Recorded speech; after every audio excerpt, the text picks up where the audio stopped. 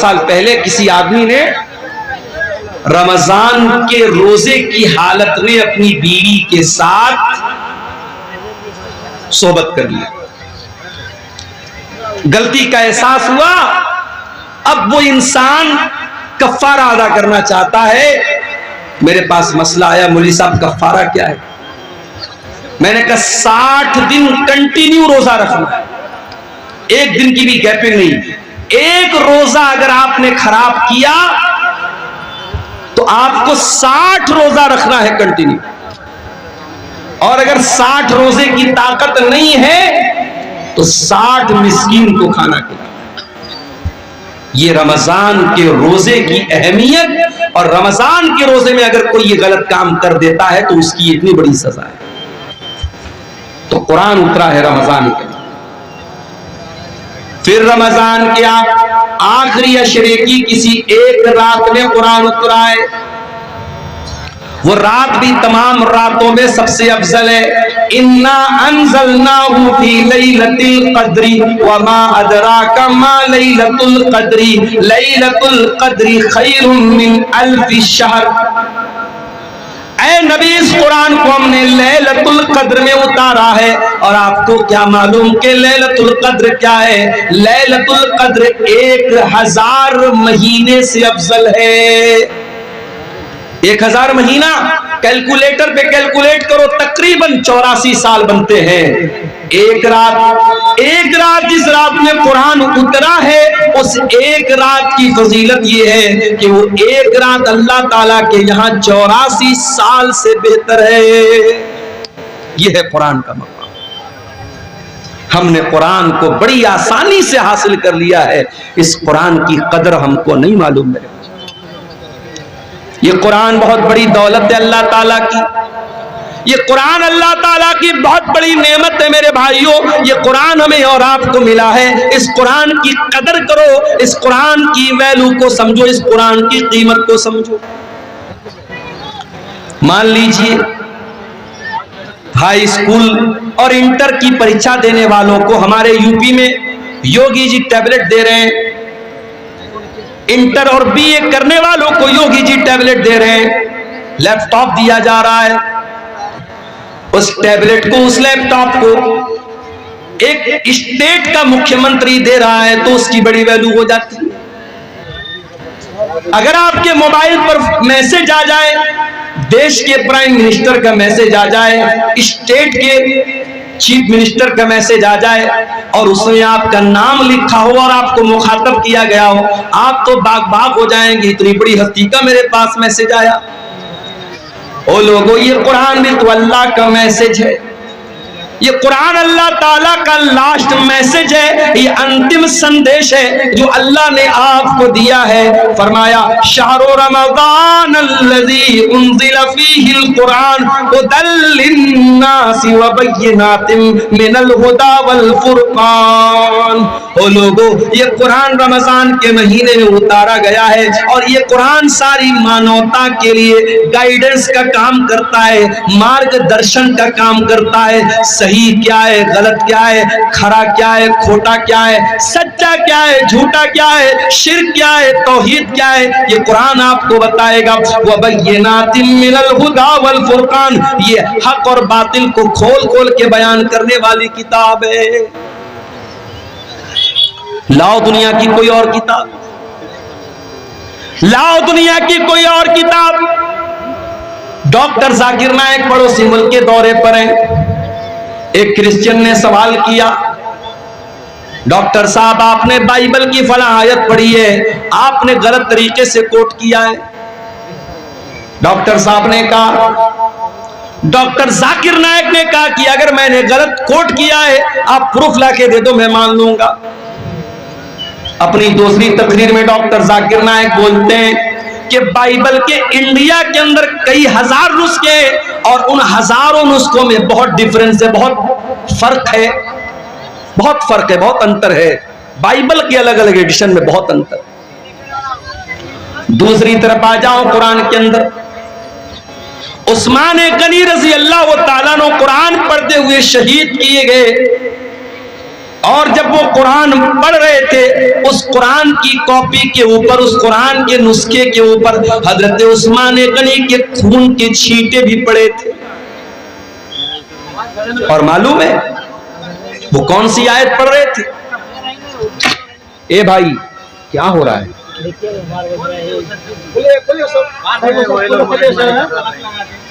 जो भी जिसकी वजह से डिस्टर्ब हो रहा निकाल सको, एकदम कोई मुरब्बत नहीं, निकाल दो और एकदम खामोशी के साथ तकरीर सुनने दीजिए। डोंट डिस्टर्ब, बिल्कुल डिस्टर्ब नहीं करना।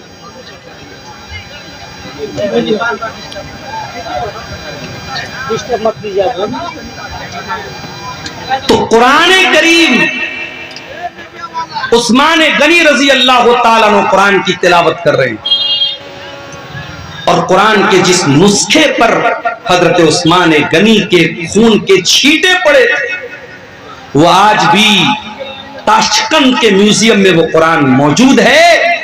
और आपको जान करके आश्चर्य होगा, हैरत होगी कि उस कुरान में और आज हमारे पास जो कुरान मौजूद है, देयर इज नो डिफरेंस, कोई अंतर नहीं है, कोई फर्क नहीं।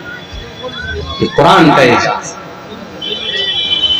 इतना ही नहीं, उस्मान गनी जब कुरान की तिलावत कर रहे थे, कौन सी आयत पढ़ रहे थे? सूरह बकरा की आयत पढ़ रहे थे, फसयकफीकहुमुल्लाह वहुवस समीउल अलीम।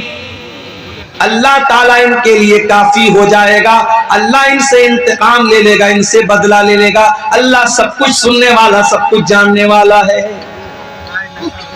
उस्मान गनी कुरान की तिलावत कर रहे हैं और कुरान की यही आयत वो पढ़ रहे हैं। उसी हालत में उनको ज़बा कर दिया गया, शहीद कर दिया गया। उस्मान गनी कुरान से बहुत मोहब्बत किया करते थे, बहुत मोहब्बत किया करते थे। इसीलिए उस्मान गनी रज़ी अल्लाह ताला अन्हु का इंतकाल भी हुआ तो कुरान पढ़ते हुए हुआ। और उस्मान गनी कहा करते थे, लौ तहरत कुलूबुकुम मा शबियत मिन कलामिल्लाह। ओ लोगों, अगर तुम्हारा दिल पाक और साफ होता तो कुरान को सुन करके कभी तुम्हारा दिल न भरता, कभी तुम्हारा दिल आसूदा न होता, कभी तुम्हारे दिल को सेरी हासिल न होती कि मैंने बहुत कुरान पढ़ लिया है। मेरे नौजवान साथियों, जरा अपने अपने गिरेबान में झांक के बताओ, आखिरी बार तुमने कुरान कब पढ़ा? हर शख्स अपने ऊपर गौर करे, उसने आखिरी बार बैठ करके आधा घंटा कुरान कब पढ़ा था, जरा बता देना। अब अगर मैं ये पूछूं कि आखिरी बार तुमने व्हाट्सएप कब देखा था, कहोगे 10 मिनट पहले।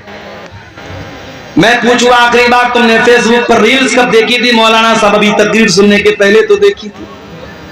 तुमने लास्ट टाइम यूट्यूब के शॉर्ट्स कब देखे थे, अभी तो तकरीर में आने के, जलसे में आने के पहले हमने देखा था। यूट्यूब के लिए टाइम है, फेसबुक के लिए टाइम है, इंस्टाग्राम के लिए टाइम है, सोशल मीडिया के लिए टाइम है। अगर टाइम नहीं है तो कुरान के लिए टाइम नहीं है। हो लोगों, ये दिल मुर्दा हो चुके हैं, ये दिल कठोर हो चुके हैं, ये दिल सख्त हो चुके हैं। हमारे दिलों को कुरान अब अच्छा नहीं लगता, हमारे दिलों को कुरान, हमारे दिलों के ऊपर कुरान का असर नहीं होता है। अरे हमारे दिल की क्या हैसियत है? हमारा दिल तो गोश्त पोस्ट का बना हुआ मुलायम सा दिल होता है। कभी बकरा खस्सी ज़बा करते हैं आप, या बड़ा जानवर आप ज़बा करते हैं, देखा होगा आपने दिल कितना बड़ा होता है, दिल की क्या हैसियत है। हमारा दिल तो गोश्त पोस्ट का मामूली बना हुआ दिल है। अल्लाह कुरान में कहता है, कुरान के 28वें पारे में कहता है, सूरह हश्र की आयत नंबर 21 में कहता है, लौ अंज़लना हाज़ल कुरान अला जबलिन लरअयतहु खाशिअम मुतसद्दिअम मिन खशियतिल्लाह। ओ लोगों, इस कुरान को हमने किसी पहाड़ के ऊपर भी उतारा होता तो पहाड़ भी अल्लाह के खौफ से रेजा रेजा हो जाता, पहाड़ भी अल्लाह के खौफ से चूर चूर हो जाता, पहाड़ भी कुरान को सहन न कर पाता। ये कुरान इतनी ताकतवर किताब है, इतनी पावरफुल किताब है। वतिलकल अम्सालु नदरिबु लिन्नासि लअल्लहुम यतफक्करून। ओ लोगों, तुम्हारा परवरदिगार मिसालें बयान कर रहा है, तुम गौर क्यों नहीं करते? उमर इब्ने खत्ताब को देखो, इस्लाम के बड़े कट्टर दुश्मन हैं, अभी इस्लाम कबूल नहीं किया है, इस्लाम के बड़े कट्टर दुश्मन है उमर बिन खत्ताब। एक दिन खाने काबा के पास से गुजर रहे हैं, अल्लाह के प्यारे नबी कुरान की तिलावत कर रहे हैं, उमर फारूक के कानों में कुरान की आयत पहुंचती है। उमर फारूक के दिल में ख्याल आता है, इतनी अच्छी किताब है, इतना अच्छा कलाम है, ये जरूर किसी शायर की शायरी है, ये जरूर कोई पोएट्री है, कोई कविता है, कोई शायरी है। शायरी पसंद है ना आपको? हमारे मऊ से उसैद नाम का ये बच्चा आया है। क्यों आया है भाई? आपको नाते सुना रहा है, हम्द सुना रहा है, कलाम सुना रहा है, शायरी पसंद है आप? पिछले साल एक प्रोग्राम में मैं आया था, कहीं पर अदनान प्रतापगढ़ी को मैंने देखा, उनको बुलाया गया, छोटा सा बच्चा है, उसको बुलाया जा रहा है, सुफियान को बुलाया जा रहा है। शायरी पसंद होती है इंसान को, शायरी में एक अट्रैक्शन होता है। उमर फारूक ने कुरान को सुना, कुरान अच्छा लगा, कुरान दिल को भाया, कुरान ने दिल को आकर्षित किया। उमर इब्ने खत्ताब ने कहा कि जरूर ये किसी शायर की शायरी है। अभी उमर इब्ने खत्ताब के दिल में ये ख्याल आया था, अल्लाह के नबी ने कुरान की आयत पढ़ी, वमा हुवा बिक़ौलि शाइर क़लीलन मा तुमिनून। ओ लोगों, ये कुरान किसी शायर की शायरी नहीं है, ये कुरान कोई पोएट्री नहीं है, ये कुरान कोई कविता नहीं है, तुम लोग ईमान कम रखते हो, कुरान कोई शायरी नहीं है। जब ये ख्याल रिजेक्ट हो गया, हजरत उमर सोचने लगे कि अगर ये कुरान शायरी नहीं है तब इतना अच्छा क्यों लग रहा है? इसका मतलब कि कुरान मैजिक है, कुरान जादू है, कुरान किसी काहिन की कुहानत है। कुरान के जरिए मोहम्मद रसूलुल्लाह हमारे दिलों को अपनी तरफ माइल कर रहे हैं। अभी उमर इब्ने खत्ताब के दिल में ये ख्याल आया कि अल्लाह के नबी ने कुरान की अगली आयत पढ़ दी, वला बिक़ौलि काहिन क़लीलन मा तज़क्करून। ओ लोगों, ये कुरान किसी जादूगर का जादू भी नहीं है, ये कुरान किसी काहिन की कुहानत भी नहीं है, तंज़ीलुम मिर रब्बिल आलमीन। ये कुरान तो अल्लाह ताला ने नाजिल किया है, रब्बुल आलमीन ने नाजिल किया है। हजरत उमर के दिल पर चोट लगी, उनका दिल थोड़ा सा सॉफ्ट हुआ, मगर अभी इस्लाम उन्होंने कबूल नहीं। एक दिन बड़े गुस्से में तलवार लेकर के निकले, रास्ते में एक सहाबी मिले, हजरत नुआइम रजी अल्लाह ताला अन्हु। उन्होंने पूछा, उमर कहां जा रहे हो? कहा कि आज मैं तलवार लेकर के निकला हूं, आज मोहम्मद रसूलुल्लाह का मर्डर कर दूंगा, नऊजुबिल्लाह, आपकी हत्या कर दूंगा, इस्लाम का काम तमाम कर दूंगा। हजरत नुआइम दिल ही दिल में घबरा गए, जबान से उन्होंने जाहिर नहीं किया। वो जानते थे हजरत उमर बड़े मूडी आदमी हैं, उनके मूड में आ गया तो कुछ भी कर सकते हैं। कहा कि ऐ उमर, एक काम करो, पहले अपने घर जाओ, तुम्हारी बहन भी मुसलमान हो चुकी है, तुम्हारे बहनोई भी मुसलमान हो चुके हैं। कहा अच्छा, मेरी बहन इस्लाम ले आई, मेरे बहनोई इस्लाम ले आए, अभी चल के बताता हूं। वहां से रास्ता बदल दिया, हजरत उमर कहां पहुंचे? बहन के ससुराल पहुंचे, बहन के घर पहुंचे। अंदर बहनोई कुरान की तिलावत कर रहे थे, कुरान पढ़ रहे थे। हजरत खब्बाब रजी अल्लाह ताला अन्हु उनको कुरान पढ़ा रहे थे। हजरत उमर ने दरवाजा खटखटाया, बहनोई ने अंदर से पूछा कौन? कहा कि मैं उमर इब्ने खत्ताब। जल्दी से कुरान को छुपाया गया, दरवाजे को खोला गया। हजरत उमर ने कहा, मुझे पता लगा है तूने इस्लाम को कबूल कर लिया है, मेरी बहन, इतना गलत काम तुमने कैसे कर दिया? इतना कहने के बाद अपनी बहन को मारने लगे। बहनोई बचाने के लिए आए, बहनोई को भी मारने लगे। हजरत खब्बाब तो एक कोने में छुपे हुए थे, बहनोई भी लहूलुहान, बहन भी लहूलुहान। बहन ने कहा कि ऐ उमर, कान खोल करके सुन ले, जितना मारना है मार ले, जितना सितम करना है सितम कर ले। ऐ उमर, अब इस्लाम हमारे दिल के अंदर दाखिल हो चुका है, अब तो इस्लाम को हमारे दिल से नहीं निकाल सकता।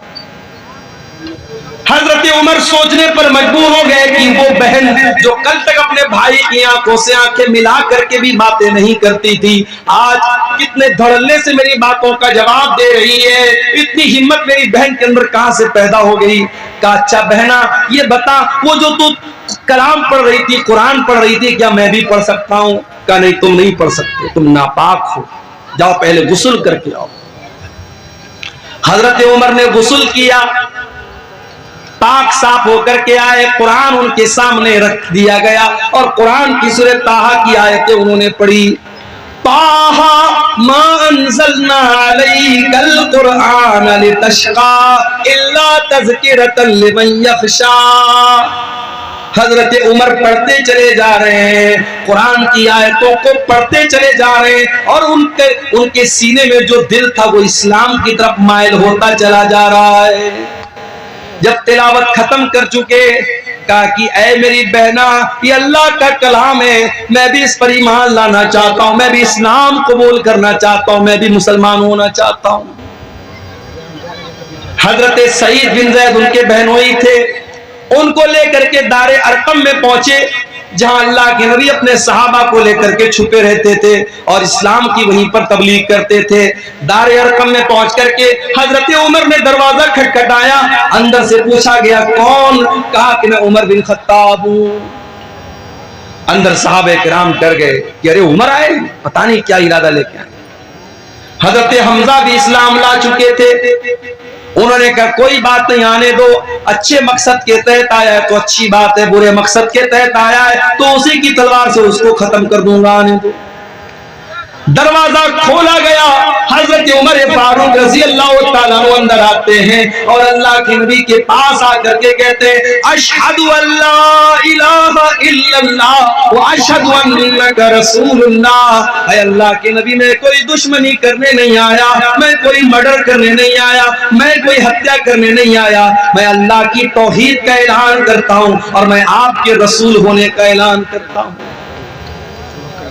अल्लाह के नबी ने अल्लाह का शुक्र अदा किया, क्योंकि आपने अल्लाह से दुआ की थी कि ऐ अल्लाह तो दो लोगों में से किसी एक को इस्लाम की तौफीक दे दे, चाहे उमर बिन हिशाम को, जिसको अबू जहल कहते हैं, उसको तो इस्लाम की तौफीक दे दे, चाहे तो उमर बिन खत्ताब को दे दे। अल्लाह को उमर बिन खत्ताब पसंद थे, अबू जहल पसंद नहीं था। अबू जहल को ईमान की दौलत नहीं मिली, हजरत उमर को मिल गई। अल्लाह के नबी ने अल्लाह का शुक्र अदा किया और मुसलमानों ने मिल करके नारे तकबीर लगाया, इतने जोर से नारे तकबीर लगाया कि पूरी मकान की छत पहुंच गई।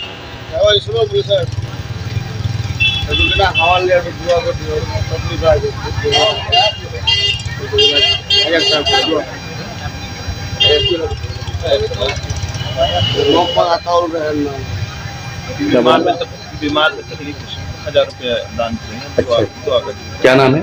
अताउर। कोई मोहम्मद अताउर रहमान भाई है, बहुत बीमार हैं, तकलीफ में, उन्होंने मदरसे को 1000 का ताउन पेश किया है। अल्लाह उनका ये चंदा कबूल करे, उनकी बीमारी से उनको शिफा अता फरमाए।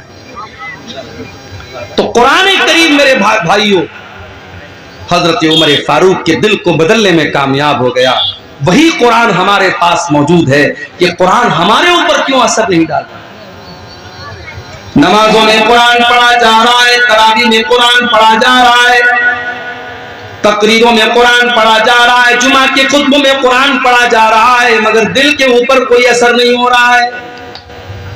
आओ मैं जवाब देता हूं।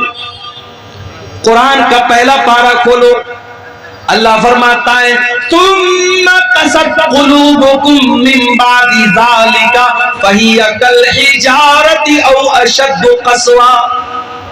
ऐ यहूदियों, तुमने इतने गुनाह किए, इतने अल्लाह को नाराज करने वाले काम किए कि तुम्हारे दिल कठोर हो गए, तुम्हारे दिल सख्त हो गए, इतने सख्त हो गए फयकल हिजारती औ अशद्दु क़स्वा, तुम्हारे दिल पत्थरों के जैसे कठोर हो गए, पत्थरों से ज्यादा सख्त हो गए तुम्हारे दिल कठोर हो गए हमारे। इस दिल पर कुरान का कोई असर नहीं हो रहा है मेरे। इस कुरान को सुन करके डाकू लोग ईमान ले आते थे। फुज़ैल इब्न अयाद नियाज नाम का एक डाकू जिसका काम लोगों के मकान की छतों पे जाकर के छापा मारना और डाका डालना है। फुज़ैल इब्न अयाज डाका डालने के लिए एक मकान की छत पे कूदता है। रात का सन्नाटा है, रात का टाइम है। फुज़ैल इब्न अयाज डाका डालने गया है, चोरी करने गया है, माल हड़पने गया है। वो रात के सन्नाटे में कोई अल्लाह का बंदा कुरान की तिलावत कर रहा था और कुरान की आयत फुज़ैल इब्न अयाज के कानों में पड़ जाती है। अलम यानि लिल्लज़ीना आमनू अन तख्शा कुलूबुहुम लिज़िक्रिल्लाह। क्या ईमान वालों के लिए भी वो समय नहीं आया, वो टाइम नहीं आया, वो वक्त नहीं आया जब ईमान वालों के दिल अल्लाह का कलाम सुन करके पिघल जाए? जब ये आयत सुनी फुज़ैल इब्न अयाज ने, फौरन उसके दिल पर असर। डाकू है, चोर है, डाका डाल के अपना खर्चा चलाता है। कुरान की आयत सुनी, डायरेक्ट दिल पर असर। उसने कहा नहीं है अल्लाह, टाइम आ चुका है, टाइम आ चुका है अल्लाह, मैं तौबा करता हूं तेरी बारगाह में, आज के बाद चोरी नहीं करूंगा, आज के बाद डाका नहीं डालूंगा। और चश्मे फलक ने वो मंजर भी देखा। फुज़ैल इब्न अयाज ने इतनी सच्ची तौबा की, कल तक जो डाका डाला करता था, जो चोरी किया करता था, जो दूसरों की बहू बेटियों को गलत नजर से देखा करता था, आज अल्लाह का इतना नेक बंदा हो गया कि दिन रात 24 घंटे वो खाने काबा के पास रहने लगा, अल्लाह के घर में रहने लगा। इतना बड़ा आबिद, इतना बड़ा जाहिद बन गया, इतना बड़ा इबादत गुजार बन गया। कुरान तो वही है मेरे भाई। दिल बदल गए हमारे, नीयतें बदल गई हमारी। कुरान के अंदर जो असर 1400 साल पहले था वो असर आज भी है। शर्त यह है कि हम अपने दिल को थोड़ा सॉफ्ट करें और कुरान को पढ़ने की कोशिश करें। सहाबे किराम ने इस कुरान को हासिल करने के लिए बड़ी कुर्बानी दी थी। एक सहाबी है जिनका नाम उमर बिन सलमा है। बुखारी की रिवायत आपको पढ़ के सुना रहा हूं। उमर बिन सलमा कहते हैं कि मैं ऐसे जगह रहता था, ऐसी लोकेशन पे रहता था कि जब अरब में कोई काफिला आता था, मक्के में कोई काफिला आता था तो हमारे गांव के पास से, हमारे टाउन के पास से गुजरता था। रास्ते में मिड रास्ते में हमारा गांव पड़ता था, कस्बा पड़ता था। हजरत उमर बिन सलमा कहते हैं हमें मालूम हुआ कि मक्के में एक रसूल आए। हमने उस रसूल के बारे में लोगों से डिटेल पूछी, लोगों ने डिटेल बताई। मैंने पूछा वो नबी क्या पढ़ के सुनाते हैं, तो लोगों ने कुरान की आयतें पढ़ पढ़ के सुनाई। उमर बिन सलमा की उम्र मात्र 6 साल है, 6 या 7 साल, 6 या 7 साल का बच्चा है। उसने उस काफिले के लोगों से कुरान की आयतों को सुन सुन करके याद कर लिया। अच्छा, ये भी अल्लाह की बड़ी अजीब कुदरत है। दुनिया की कोई और किताब 5-6 साल का बच्चा याद नहीं कर पाता है। आपके बिहार के शेरशाबादी इलाके का रहने वाला बच्चा है, उसकी लैंग्वेज बंगला है, उसकी जबान हिंदी उर्दू है, वो तो जानता भी नहीं अरबी जबान। वो मदरसे में आता है, मौलवी साहब उसे नूरानी कायदा पढ़ाते हैं, नाजरा कुरान पढ़ाते हैं, हिफ्ज कराते हैं। कुछ बच्चे 6 महीने में, कुछ 1 साल में, कुछ 1.5 साल में, कुछ 2 साल में कुरान याद कर लेते। हमारे एक दोस्त का बच्चा है मुंबई में, उसने 6 साल की उम्र में कुरान हिफ्ज कर लिया। ये कुरान की बरकत है मेरे भाई। अल्लाह ने कुरान को आसान बनाया है याद करने के लिए। 6 साल का बच्चा भी कुरान को याद कर। इसीलिए अल्लाह कुरान में कहता है वलक़द यस्सरनल कुरान लिज़िक्रि फहल मिन मुद्दकिर। हमने इस कुरान को आसान बनाया है याद करने के लिए, है कोई कुरान को याद करने वाला? मैं तहदी से नेमत के तौर पे कह रहा हूं, अपनी बड़ाई के तौर पे नहीं कह रहा हूं। इसको तकब्बुर के तौर पे या बड़ाई के तौर पे मत लीजिएगा, तहदी से नेमत के तौर पे कह रहा हूं। लॉकडाउन लगा था, रमजान का महीना आया, मेरी वालिदा अल्लाह मग़फ़िरत फरमाए, उनकी जिंदगी का आखिरी रमजान था। मस्जिदें बंद थी, ताला लगा था मस्जिद में। रमजान के अंदर तरावी की नमाज घर में पढ़ने का मामला आया। मेरे घर में कोई हाफिज नहीं था, मुझे सूरह बकरा याद थी। मैंने अपने माँ बाप से कहा कोई बात नहीं, मैं कोशिश करता हूं, थोड़ा थोड़ा याद करके पढ़ूंगा, तरावी घर में मैं पढ़ाऊंगा। आम दिनों में मैं सोच भी नहीं सकता था कि मैं तरावी पढ़ाऊंगा, मेरे पीछे मेरी माँ पढ़ेगी, मेरे बाप पढ़ेंगे, मेरे भाई लोग पढ़ेंगे, क्योंकि मैं हाफिज तो नहीं हूं।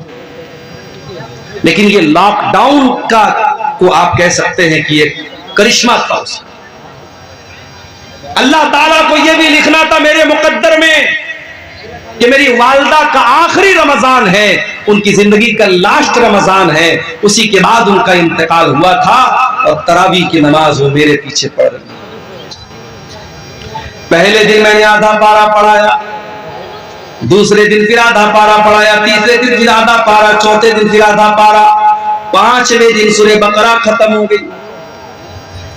सूरह बकरा के बाद सूरह आले इमरान आती है। मैं बैठ करके आधा पारा मैंने और याद किया, रात में तरावी में पढ़ दिया मैंने। अगले दिन फिर आधा पारा याद करके मैंने तरावी में पढ़ाया। इस तरीके से तकरीबन 10:30-11 पारे रमजान की बरकत से मैंने याद कर लिए।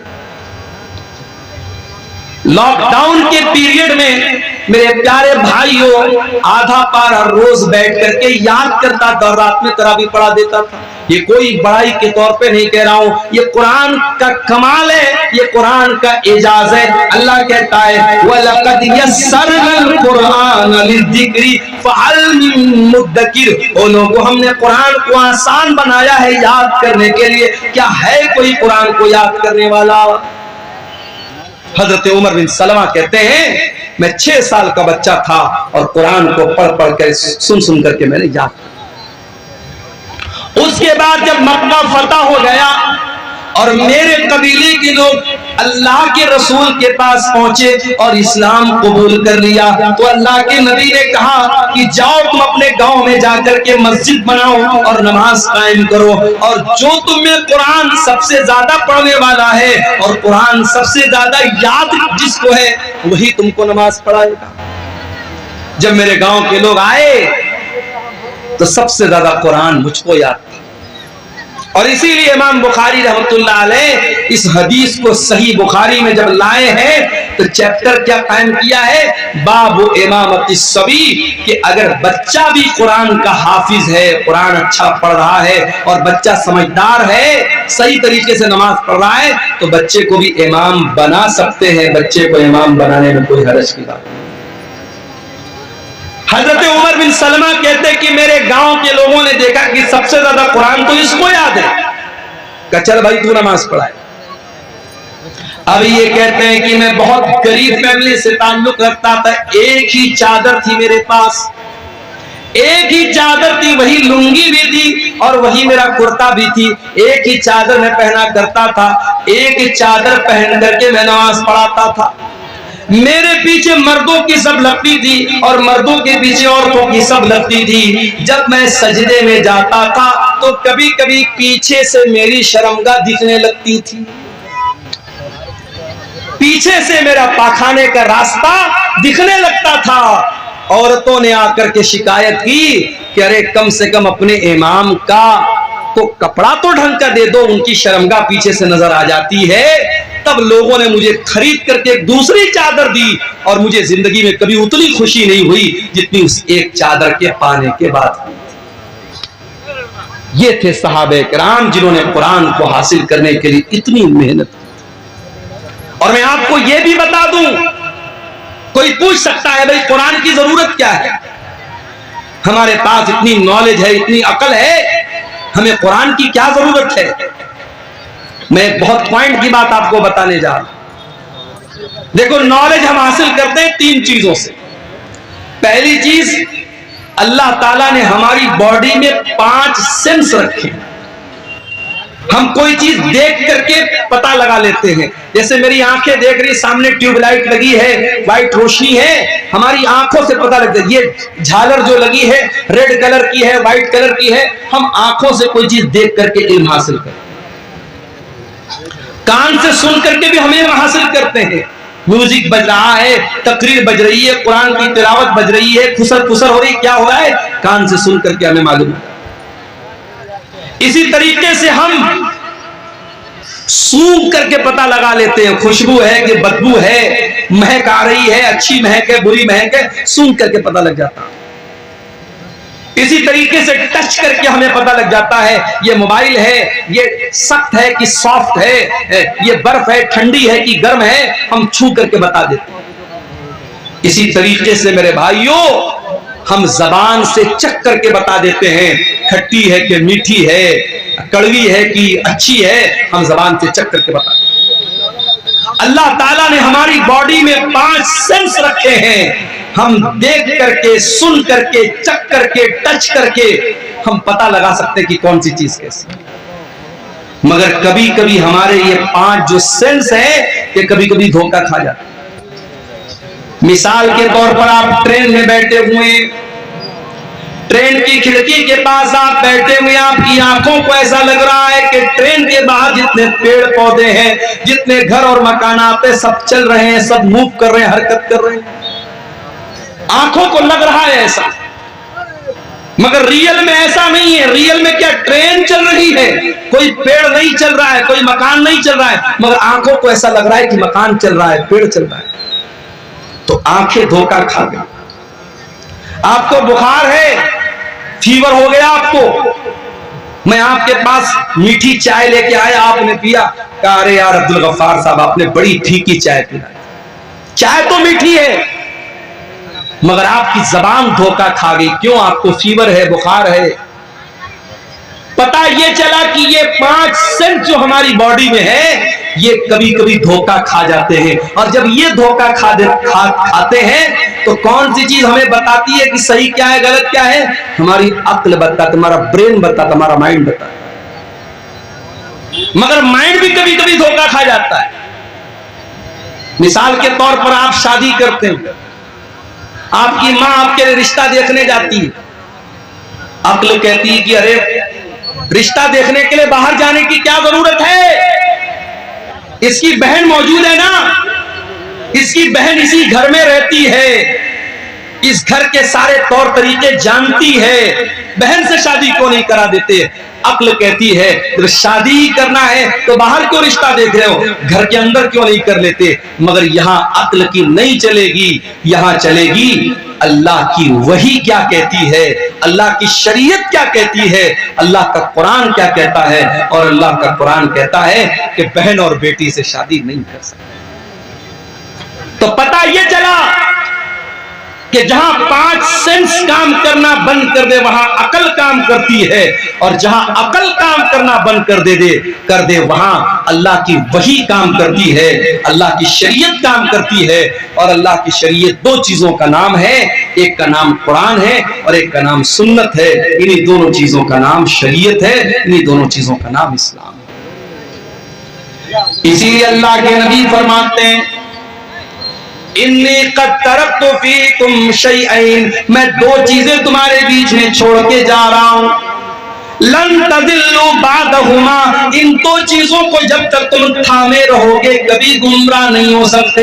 किताब अल्लाह व सुन्नती, एक अल्लाह की किताब और एक मेरी सुन्नत है। कुरान और हदीस, इन्हीं दोनों चीजों पर जब तक पकड़े रहोगे, थामे रहोगे, कभी गुमराह नहीं हो सकते। तो कुरान मेरे प्यारे साथियों अल्लाह की आखिरी किताब, और ये वाहिद किताब है जिसकी हिफाजत की गारंटी अल्लाह ताला ने खुद ली। तौरात की हिफाजत की गारंटी उनके उलमा को दी गई, ज़बूर की हिफाजत की गारंटी उनके उलमा को दी गई, इंजील की हिफाजत की गारंटी उनके उलमा को दी गई। मगर जब कुरान अल्लाह ने नाजिल किया तो ऐलान कर दिया इन्ना नहनु नज़्ज़लना ज़िक्रा व इन्ना लहू लहाफ़िज़ून, ओ लोगों इस कुरान को हमने उतारा है और इस कुरान की हिफाजत करने वाले भी हम हैं। कुरान की हिफाजत अल्लाह करता है। दुनिया के अंदर जितने कुरान के नुस्खे हैं, सारे नुस्खे अगर जला भी दिए जाएं, खत्म भी कर दिए जाएं, नष्ट भी कर दिए जाएं, 5 साल का बच्चा आएगा और कहेगा आओ मुझसे सुन लो, अल्हम्दुलिल्लाह रब्बिल आलमीन से लेकर के मिनल जिन्नति वन नास तक पूरा कुरान पढ़ के सुना देगा। ये अल्लाह ने कुरान की हिफाजत का सिस्टम रखा है, अल्लाह ने कुरान की सुरक्षा का सिस्टम रखा है। और ये भी याद रखो मेरे भाइयों, कुरान शिफा भी है हमने ये समझा कुरान हमारे बुखार और जुकाम की दवा है।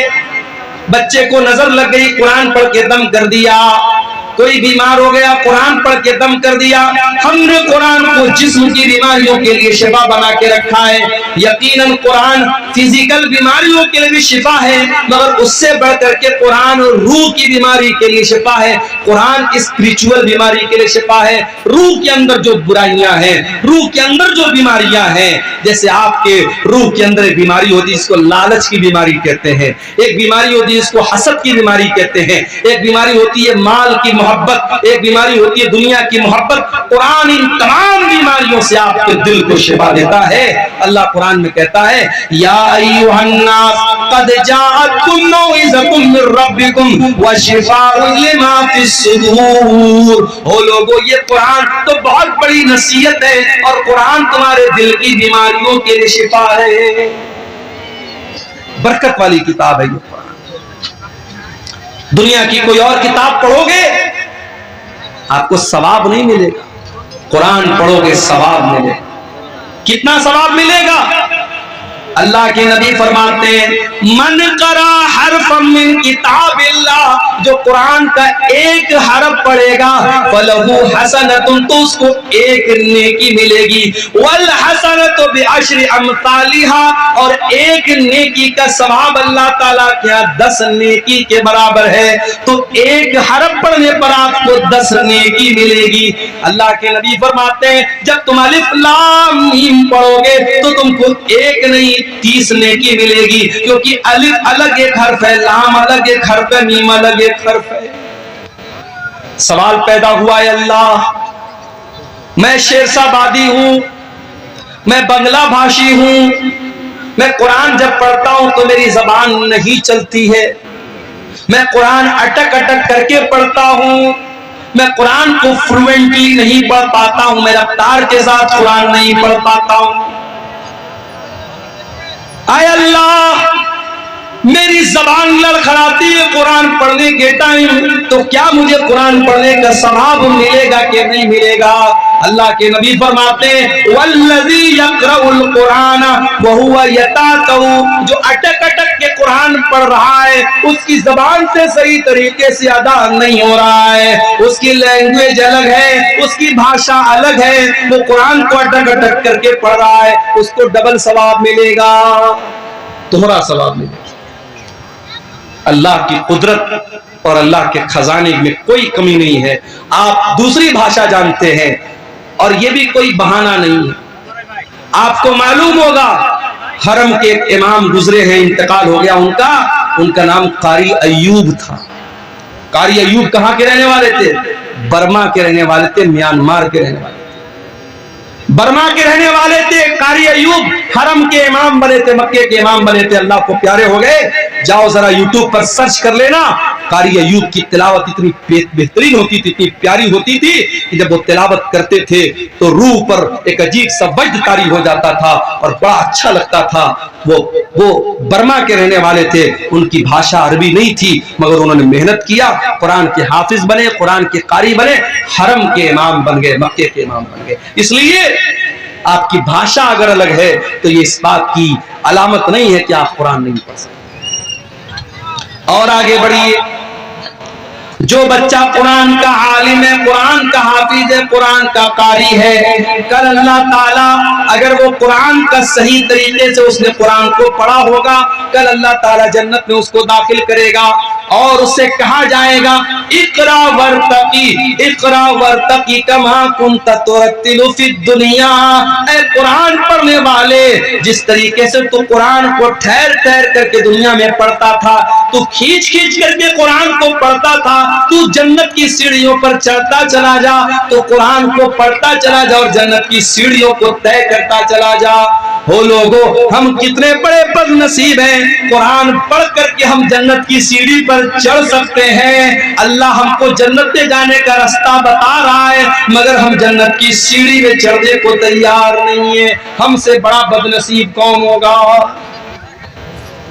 अखबार पढ़ने के लिए टाइम है हमारे पास, चाय के होटलों में बैठकर 2-2 घंटे बैठ करके पॉलिटिक्स पर और नीतीश कुमार और तेजस्वी और मोदी और योगी पर बात करने के लिए हमारे पास टाइम नहीं है। तो कुरान पढ़ने के लिए टाइम नहीं है, हम टाइम पास करते हैं, मगर कुरान पढ़ने के लिए हमारे पास टाइम नहीं है। मेरे भाइयों, ये कुरान आपके दिलों में जिंदगी पैदा करता है। अल्लाह की कसम खा करके कहता हूं, किसी अच्छे कारी की आवाज में जरा कुरान को सुनो, म्यूजिक भूल जाओ। म्यूजिक तो आपके दिल को मुर्दा करता है। म्यूजिक के बारे में बाज़ उलमा ने लिखा है कि म्यूजिक जो होता है ये जिना का दरवाजा खोल देता है। म्यूजिक जो होता है ना, वो आपकी शहवत को भड़काता है, आपकी इच्छाओं को जागृत करता है, आपकी जो डिजायर्स हैं उसको वो भड़काता है। लेकिन कुरान आपके अंदर अल्लाह का डर पैदा करता है। इसीलिए अल्लाह के नबी कुरान को पढ़ते भी थे और सुनते भी थे। एक मर्तबा आपने अब्दुल्ला बिन मसूद से कहा, अरे अब्दुल्ला तुम मुझे कुरान पढ़ के सुनाओ। अच्छा, मैं स्टेज पर आता हूं ना तो कुछ बच्चे जो है वो सेल्फी लेने चले आते। मौलाना साहब एक सेल्फी लेना चाहते, तो मुझे एक बात याद आई। अब सेल्फी भी लेते हैं तो माशाअल्लाह वो आजकल फिल्टर चलता है ना, फिल्टर, स्नैपचैट का बड़ा फिल्टर चलता है, हमारे नौजवान लड़के लगा लेते हैं। एक लड़का मेरे साथ सेल्फी ले रहा था, कोई फिल्टर उसने यूज किया, ऐसा लग रहा था होंठों पे लिपस्टिक। मैंने कहा भाई पहले हटा इसको, तू अजीब और गरीब शक्ल आने लगती है। एक साहब ने मेरा फोटो मुझे को भेजा, बड़ी बड़ी दाढ़ी रखी थी, कहा मौलाना आपके ऊपर बड़ी बड़ी दाढ़ी बहुत अच्छी लगेगी। मैंने कहा मेरा ये फोटो आपको कहां से मिला? बोले मैंने एडिट किया है, फिल्टर किया है। तो फिल्टर करके आजकल बहुत कुछ हो रहा है। मैं आपसे कहता हूं कि फोटो को फिल्टर मत करो, अपने आप को फिल्टर करो। इंसान दुबला होता है, जिम जाता है कि मेरी बॉडी सही हो जाए, लेकिन अगर आपके अंदर ईमान की ताकत है तो आप दुबले पतले भी हैं तब भी अल्लाह के प्यारे हो सकते। जरूरी नहीं है कि आप बॉडी बिल्डर बने तभी अल्लाह के प्यारे बनेंगे। हाँ, गुटखा खा करके अपने आप को दुबला मत करो। ये जितने गुटखा खाने वाले लड़के ना, वो हजरत मूसा अलैहिस्सलाम का वाकया याद है कि नहीं? मूसा अलैहिस्सलाम ने एक आदमी को ऐसा मुक्का मारा, एक मुक्का मारा वो मर गया। मूसा अलैहिस्सलाम के मुक्के में इतनी ताकत थी, एक मुक्का मारा मर गया वो आदमी। और आजकल हमारा नौजवान गुटखा खा खा करके इतना कमजोर हो चुका है कि वो किसी को मुक्का मारेगा तो खुद ही गिर जाए। तो गुटखा खा करके अपने आप को बर्बाद मत करो। बाज लोग कहते हैं साहब गुटखा हराम नहीं है, तंबाकू हराम नहीं है, बीड़ी हराम नहीं है। क्यों हराम नहीं है? कहते मकरूह है। तंबाकू और बीड़ी और सिगरेट और गुटखा को जो लोग मकरूह कहते हैं वो दीन का मजाक उड़ाते हैं। क्योंकि गुटखा, तंबाकू, बीड़ी, सिगरेट, खैनी, ये तमाम चीजें आपके शरीर को बर्बाद कर रही हैं, और जो चीजें आपके शरीर को बर्बाद करे वो हराम है, वो मकरूह नहीं है। माफी, मकरूह किसको बोलते हैं? एक सवाल अभी मेरे पास, मेरी जेब में पर्ची रखी हुई है। एक साहब ने सवाल किया, मौलवी साहब जरा इस मसले को बयान कर दीजिएगा कि एक आदमी जंगिया पहनकर और गमछा रख करके साल की साल नमाज पढ़ाता है और मसला बयान करता है कि नमाज हो जाएगी।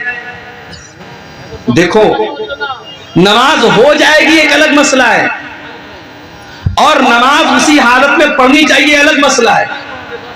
नमाज आप जब पढ़े तो बेहतरीन लिबास में पढ़ें, जो लिबास आप इज्जतदार का जो लिबास है, जो आप कहीं जाते हैं जो लिबास पहन के जाते हैं वो लिबास आप पहन करके नमाज पढ़ें। किसी के यहाँ शादी में जाना हो, आप जंगिया पहन के और गमछा रख करके जाएंगे क्या? नहीं जाएंगे। प्रधान जी अपने घर पे आपको बुलाएंगे, आप बेहतरीन सफेद कुर्ता पायजामा पहनकर, खुशबू लगाकर, तेल लगा करके सच संवर के जाएंगे। जाएंगे कब आप जंगिया पहनकर और गमछा रखकर? नमाज पढ़ने जा रहे हो, अल्लाह की इबादत करने जा रहे हो, और गमछा रख करके और जंगिया पहन करके नमाज पढ़ रहे हो, ये मुनासिब नहीं है मेरे पास। मकरूह उस अमल को कहते हैं जो मुस्तहब के खिलाफ हो।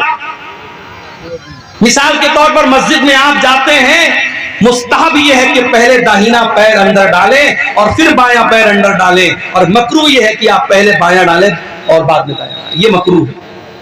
जो चीज हराम है सिगरेट, बीड़ी, तंबाकू, ये सब चीजें हराम है, ये मकरूह नहीं है, माफ कीजिए। अब्दुल्ला बिन मसूद रजी अल्लाह ताला अन्हु बहुत दुबले पतले थे। एक बार वो पेड़ पे चढ़ करके मिसवाक तोड़ रहे थे। इतने दुबले पतले थे कि उनकी पतली पतली टांगे हवा में लहरा रही थी और सहाबे किराम देख करके हंस रहे थे कि देखो अब्दुल्ला की टांगे कितनी पतली पतली हैं। अल्लाह के नबी ने पूछा क्यों हंस रहे हो? कहा अल्लाह के नबी जरा देखिए अब्दुल्ला की टांगे कितनी पतली पतली। आपने फरमाया कि तुम अब्दुल्ला की टांगों को पतला समझ करके मजाक उड़ा रहे हो।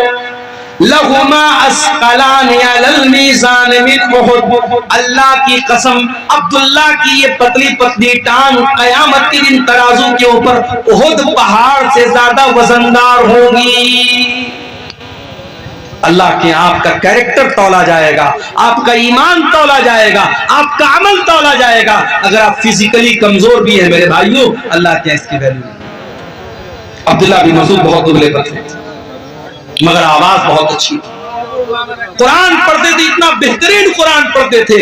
अल्लाह के नबी फरमाते हैं जिसको कुरान बिल्कुल ताजा ताजा सुनना हो, बिल्कुल फ्रेश फ्रेश सुनना हो, वो अब्दुल्ला बिन मसूद से कुरान सुनो। अल्लाह के नबी फरमाते हैं अब्दुल्ला इकरा अलैयल कुरान, मुझे कुरान पढ़ करके सुनाओ। बुखारी की रिवायत है। हजरत अब्दुल्ला कहते हैं अल्लाह के नबी मैं आपको कुरान कैसे पढ़ के सुनाऊं? ये कुरान तो आप ही के ऊपर उतरा है, आप ही के ऊपर नाजिल हुआ है, मैं आपको कुरान कैसे पढ़ के सुनाऊं? आपने फरमाया अब्दुल्ला मैं आज दूसरे के मुंह से कुरान सुनना चाहता हूं। हजरत अब्दुल्ला कहते हैं मैं कुरान पढ़ने लगा। कुरान पढ़ते पढ़ते सूरह निसा की तिलावत करने लगा, सूरह निसा पढ़ने लगा। अल्लाह के नबी गौर से सुन रहे हैं, मैं कुरान पढ़ता चला जा रहा हूँ। कुरान पढ़ते पढ़ते जब मैं सूरह निसा की इस आयत पर पहुंचा, फकैफ़ इज़ा जीना मिन कुल्लि उम्मतिन बिशहीद व जीना बिका अला हाउलाइ शहीदा। ऐ नबी उस वक्त को याद कीजिए जब हम तमाम लोगों पर आपको गवाह बना के लाएंगे। हर उम्मत में उसके नबी को गवाह बनाएंगे और आपकी उम्मत के ऊपर आपको गवाह बनाएंगे। जब इस आयत पर मैं पहुंचा हूं, हजरत अब्दुल्ला कहते हैं अल्लाह के नबी ने फरमाया ऐ अब्दुल्ला बस करो, रोक दो, तिलावत रोक दो। कहते मैंने नजरें डाल करके देखा, फैदा ऐनाहु तज़रीफान, अल्लाह के नबी की दोनों आंखों से आंसू बह रहे हैं। अल्लाह के नबी रो रहे हैं, अल्लाह के नबी की दोनों आंखों से आंसू बह रहे हैं। आपके कंधे पर कयामत के दिन जो जिम्मेदारी डाली जाएगी, उस जिम्मेदारी का एहसास करके अल्लाह के नबी रो रहे हैं। नबी को अपनी जिम्मेदारी का एहसास, हमें और आपको अपनी जिम्मेदारी का कोई एहसास नहीं। जवान बेटी रात को 2-2 बजे तक ऑनलाइन है, चैटिंग कर रही है। माँ को कोई फर्क नहीं पड़ रहा है, बाप को कोई फर्क नहीं पड़ रहा है। न माँ को अपनी जिम्मेदारी याद है, न बाप को अपनी जिम्मेदारी याद है। जवान लड़की बेपर्दा घर से बंद करके, सवर करके, मेकअप करके अपने जिस्म की नुमाइश करके निकलती है, और माँ 70 साल की माँ बेचारी चादर ओढ़ करके, नकाब ओढ़ के निकलती है, और 20 साल की छोकरी खुलेआम घूम रही है। मेरी प्यारी माँ और बहनों, अगर अल्लाह ने आपको बेटी की माँ बनाया है, अगर आपको बेटी का बाप बनाया है, अगर आप बेटी वाले हैं, अगर आप साहिब औलाद हैं, तो ये औलाद बहुत बड़ी जिम्मेदारी है। इस जिम्मेदारी का एहसास अपने अंदर पैदा कीजिए। अल्लाह के नबी को अपनी जिम्मेदारी का एहसास हुआ, आपकी आंखों से आंसू बहने लगे, आप रोने लगे। आपने कहा अब्दुल्ला बस कर, अब मेरे अंदर ताकत नहीं और सुनना। सहाबे किराम तो कुरान सुनते थे, रोने लगते थे, कुरान पढ़ते थे तो रोने लगते थे। हजरत आयशा को देखो, हजरत आयशा चाश्त की नमाज पढ़ रही हैं। ये चाश्त की नमाज कौन सी नमाज होती है जानते हैं? कोई जानता है? इस सामने की पब्लिक में कोई जानता हो, जरा हाथ उठा के बताए चाश्त की नमाज किसको बोलते हैं? कब पढ़ते हैं चाश्त की नमाज? बोलो भाई, नहीं जानते। सूरज तुलू होने के बाद, यानी मगरिब के टाइम है। कब पढ़ते भाई? अच्छा, चलिए माशाअल्लाह, कुछ लोग तो जानते हैं। मैं कभी कभी सोचता हूं इतने जलसे हो रहे हैं सीमांचल में। अब्दुल गफ्फार साहब तो बेचारे टाइम कम देते हैं, जो दूसरे मुकर्रीन हैं, बहुत सारे मुकर्रीन एक एक महीना कंटिन्यू आप यहाँ प्रोग्राम करते हैं। लेकिन मैं देखता हूं कि जो बुराई का लेवल है, जो लाइल्मी का लेवल है, वो बराबर बढ़ ही रहा है। बेनमाजी बराबर बेनमाजी हो रहे हैं, नशा करने वाले बराबर नशा कर रहे हैं, बेपर्दगी करने वाली औरतें बेपर्दगी कर रही हैं। अब तो हालात ये है कि मस्जिद की जमीनों पर नाजायज कब्जा हो रहा है, कब्रिस्तान की जमीनों पर नाजायज कब्जा हो रहा है। हम हुकूमतों को क्या बोलेंगे, हम प्रशासन को क्या बोलेंगे? आज अपनी वक्फ की हुई जमीन को भी मुसलमान खुद हड़पने के लिए। मेरे भाइयों, जलसे कराते हो तो कम से कम अपने दीनी लेवल में, अपने नॉलेज लेवल में भी इजाफा कीजिए। हजरत आयशा चाश की नमाज पढ़ रही थी। चाश की नमाज कब पढ़ी जाती है? मसला याद रखिए, चाश की नमाज पढ़ने का 2 टाइम है। एक तो सूरज निकलने के 15-20 मिनट के बाद, जब सूरज एक नेजा बुलंद हो जाता है, उस टाइम भी चाश की नमाज पढ़ सकते हैं। और दूसरा टाइम थोड़ा और लेट, जब थोड़ी सूरज की तपिश और बढ़ जाए और वो टाइम ऐसा आ जाए कि ऊंट के बच्चे अगर धूप में खड़े हैं तो उनका पैर धूप से जलने लगे, आप कह सकते हैं 8 बजे 9 बजे के करीब का जो टाइम होता है वो भी चाश का टाइम होता है। चाश की नमाज 2 रकात भी पढ़ सकते हैं, 4 रकात भी पढ़ सकते हैं। चाश की नमाज की बड़ी फजीलत है। चाश की नमाज अगर आप पढ़ेंगे 2 रकात नमाज, तो अल्लाह के नबी फरमाते हैं कि आपके बदन के हर जोड़ की तरफ से सदका हो जाएगा। आप गरीब हैं, सदका नहीं कर सकते, दान नहीं कर सकते, 2 रकात आप चाश की नमाज पढ़ लीजिए। आपके बदन में जितने जोड़ हैं, जितनी हड्डियां हैं, हर हड्डी और हर जोड़ की तरफ से अल्लाह ताला सदका और दान आपका कबूल कर लेगा। ये बड़ी फजीलत है इस नमाज की। हजरत आयशा ये नमाज पढ़ रही थी। हजरत आयशा ये नमाज पढ़ रही है। उनके भाई का बेटा यानी उनका भतीजा वो उनसे मिलने के लिए आया, जिसका नाम कासिम बिन मोहम्मद था। उसने देखा मेरी फूफी जान नमाज पढ़ रही हैं। उसने देखा कि फूफी जान नमाज पढ़ रही हैं और सूरह तूर की तिलावत कर रही हैं। और सूरह तूर की ये आयत हजरत आयशा की जबान पर जारी है।